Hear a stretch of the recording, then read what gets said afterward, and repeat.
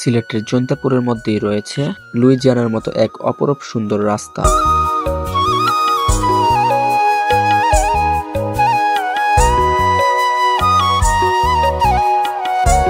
এটা আর বেশি দূরেই না, আমাদের হরিপুরের হেমু তিনপাড়া যাওয়ার রাস্তাটাই।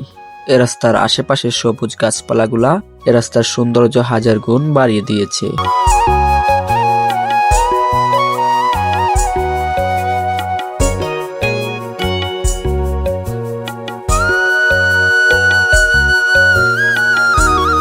সবচাইতে মজার বিষয় হচ্ছে এটা, এখানকার ছেলেরা রাস্তার পাশে থাকা গাছগুলাতে বসে বিকেলবেলা আড্ডা দিতে পারে।